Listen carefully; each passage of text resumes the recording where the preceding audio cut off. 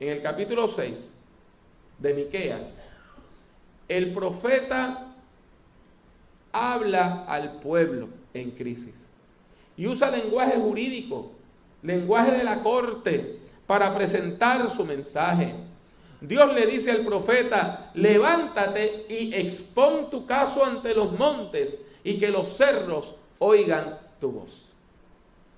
Es un juicio, no en una corte donde hay alguaciles y personas vestidas de negro, sino es un juicio que se hace ante la misma naturaleza.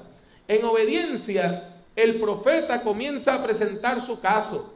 ¿Y quiénes constituyen el jurado? Los montes, los cerros, los collados, que han estado allí por siglos, y por siglos han visto que Dios es fiel y que el pueblo sigue cayendo en la idolatría. Miqueas le dice a la naturaleza: escuchen ustedes, montes y firmes cimientos de la tierra, el Señor va a entablar un juicio contra su pueblo, va a entablar un pleito contra Israel. Y una vez se selecciona el jurado, el término jurídico es se insacula el jurado. El profeta permite que Dios presente la acusación ante su pueblo. Y Dios, cuando presenta la acusación, le dice: respóndeme, pueblo mío, ¿qué te he hecho o en qué te he molestado?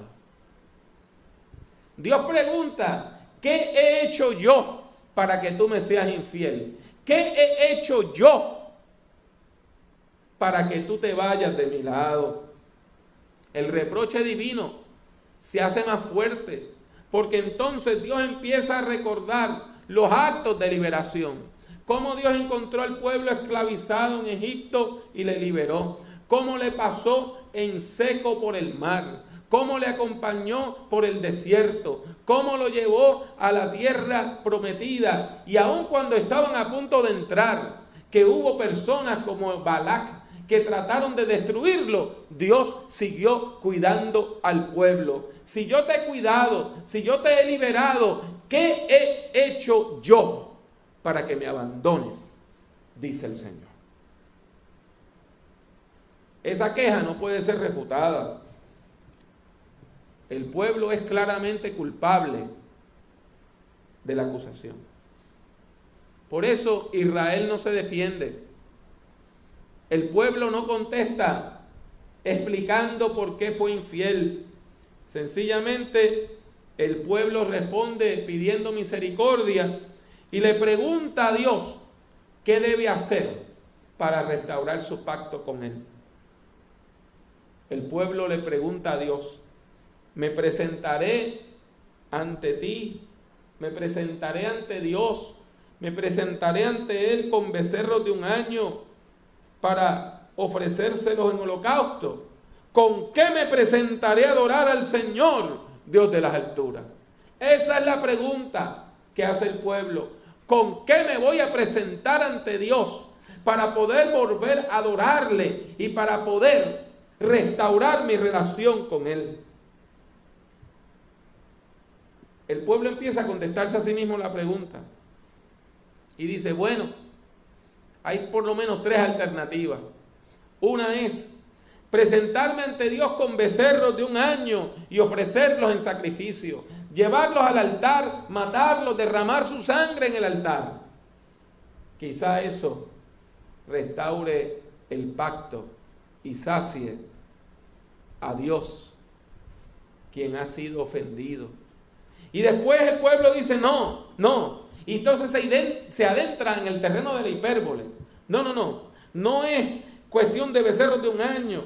¿Qué les parece si ofrecemos miles de carneros, miles de galones de aceite en el altar? Eso saciará a Dios. Eso restaurará nuestro pacto con Dios. Y de la hipérbole se pasa a lo impensable. Y el pueblo empieza a reflexionar. O si le ofrezco mi hijo mayor en pago por mi rebelión y mi pecado.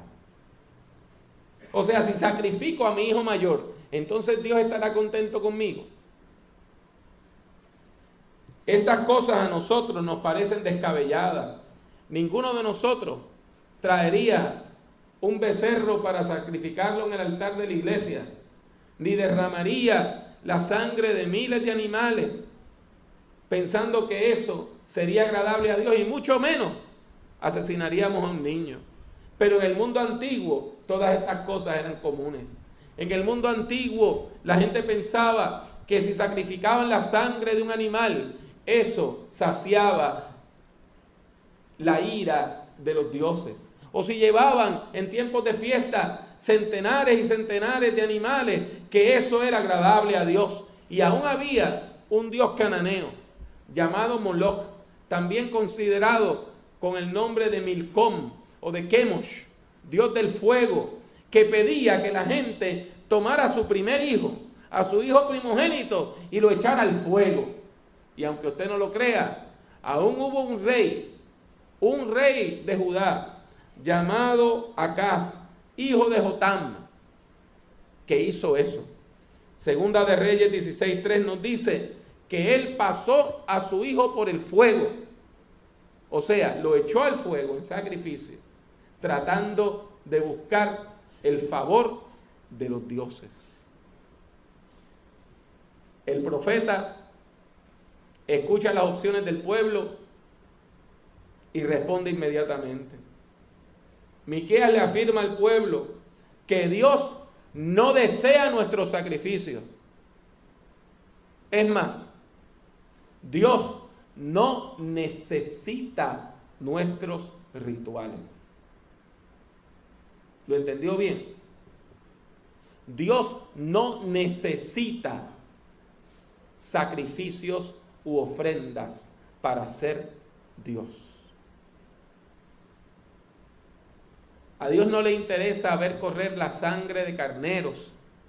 Tampoco le interesa que derramemos miles de galones de aceite sobre un altar. Dios no necesita rito ni pompa. ¿Qué pide Dios del pueblo? La respuesta se encuentra en Miqueas 6:8. Él te ha declarado lo que es bueno, lo que pide Jehová de ti, solamente hacer justicia, amar misericordia y humillarte ante tu Dios. Nótese que estos requisitos divinos no tienen nada que ver con el culto y no tienen nada que ver con el culto institucional. A Dios no se le puede comprar con ofrendas. A Dios no se le puede comprar con actos religiosos. No se le puede comprar con sacrificio. Y mucho menos con la construcción de templos. No es que usted puede vivir una vida de pecado y mandar una ofrenda el domingo para que Dios se calme. No es que usted puede practicar la injusticia y después venir a hacer un show religioso y con eso Dios va a estar tranquilo. No es que usted puede vivir en la maldad y después venir y dar una ofrenda pro templo y con eso ya usted alcanzó salvación. A Dios no se le puede comprar, y la sabiduría de Dios y la majestad de Dios y la soberanía de Dios no depende de lo que nosotros podamos hacer por Él. Nosotros dependemos de lo que Dios puede hacer por nosotros. Lo que Dios desea es que su pueblo viva a la altura de los valores divinos. Esa es la mejor ofrenda que usted puede dar. La mejor ofrenda que usted puede dar es su vida y su conducta. Dios desea que usted y yo desarrollemos una vida ética y moral, una ética de la nueva vida, una ética, una conducta, una moralidad que refleje a Cristo en nosotros. Eso es lo que Dios quiere. Dios quiere que usted y yo actuemos con amor y con justicia en todas nuestras relaciones.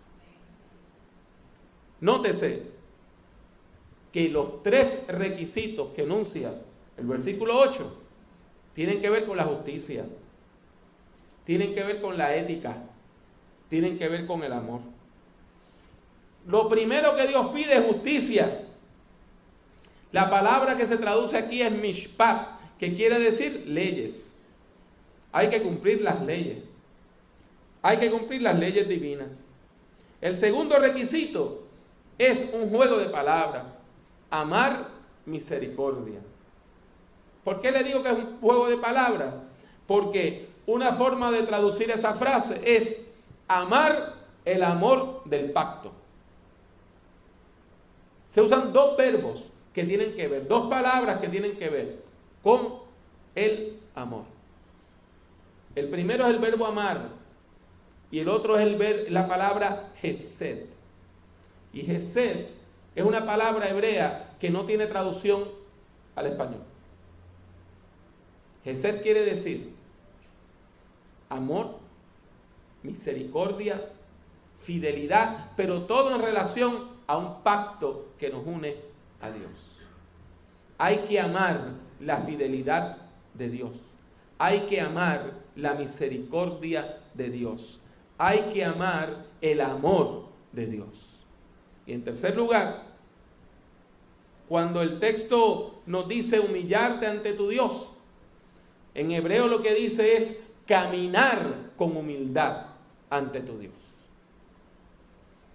Y en hebreo como en español, la palabra caminar, el verbo caminar se utiliza como una metáfora para la conducta, ¿verdad? Cuando alguien está mal, usted dice, ese anda en malos pasos. Cuando una persona está en crisis, usted dice, está perdido, no encuentra el camino. Pues el tercer punto es que caminemos con cuidado. Eso es lo que quiere decir, con humildad, con una actitud humilde ante Dios, siguiendo los mandamientos divinos. Por lo tanto, este texto hoy nos enseña algo muy importante. A Dios no se le puede comprar, a Dios no se le puede sobornar y a Dios no se le puede manipular.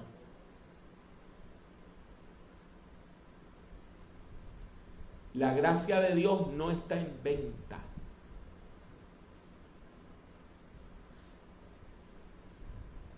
No se vende en templos, tampoco se vende en tiendas por departamento. La gracia de Dios no depende de la religiosidad, tampoco depende de la pompa y del exceso. Pues si Dios no quiere